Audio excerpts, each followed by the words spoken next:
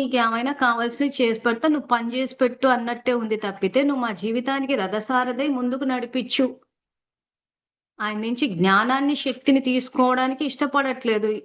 ఇది పెడతాము, నువ్వు చేసి పెట్టు. లేదా నువ్వు మొక్కులు మొక్కుకుంటా పని చేసి పెట్టు. ఆ పని చేసి పెట్టడం వరకే ఉండిపోవడం వల్ల ఏమైపోయిందంటే సమస్యలు సమస్యలు సమస్యలు వస్తాయి. ఎందుకంటే ధర్మం తెలియదు. అందుకే అన్నాను భక్తి చేస్తున్నాం కానీ భక్తిలో ధర్మం లేదు. ఆ ధర్మం తెలియకపోవడం వల్ల మన వల్ల పాపాలు జరుగుతున్నాయి, సమస్యలు వస్తున్నాయి. మళ్ళీ మళ్ళీ పోయి ఆయన దగ్గరికి వెళ్ళి చెప్పేసి వస్తున్నాం. మళ్ళీ ఏదో వండి పెడతామనో, ఇంత డబ్బులు ఇస్తామనో, మళ్ళీ అక్కడికి వస్తామనో, కొండకు వస్తామనో, నడుచుకుంటూ వస్తామనో, కార్లు వస్తామనో ఏదో చెప్పేసి వస్తున్నామని. ఎక్కడో సమస్యలు ఆగాలి కదా. సమస్యలు మొత్తం ఆగిపోయి ఓ చోట సంతోషం శాశ్వతంగా వచ్చేయాలి, స్థితప్రజ్ఞ స్థితికి వచ్చేయాలి అని అంటే ఆ ధర్మం ఏదో తెలియజేస్తాడు. మనం శ్రద్ధ పెట్టట్లేదు. సో ఏదో ఒక మార్గం ఇప్పుడు మాకు తెలిసింది కదా, సో అలాగే అందరికీ చెప్తాడు.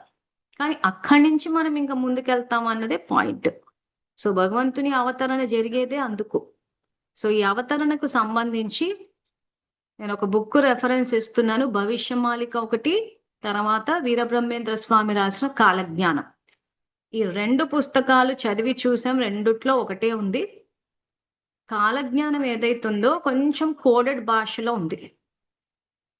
అది కొంచెం అర్థం కావడానికి టైం పడుతుంది. కానీ మేము వెళ్ళి ఇక్కడ మాణికేశ్వరి మాత ఆలయం అని చెప్పి ఏదైతే ఉందో ఇక్కడ హైదరాబాద్ లో చౌటుప్పల్ వైపు, అక్కడ వెళ్ళి తెలుసుకుని వచ్చాం దాని అర్థం.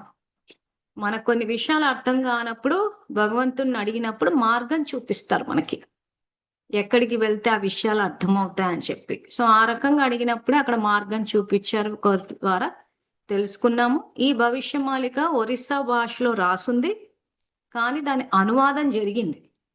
అమెజాన్ లో దొరుకుతుంది ఆ బుక్. తెలుగులో ఒక భాగమే ఉంది, హిందీ భాషలో 2 భాగాలు ఉన్నాయి.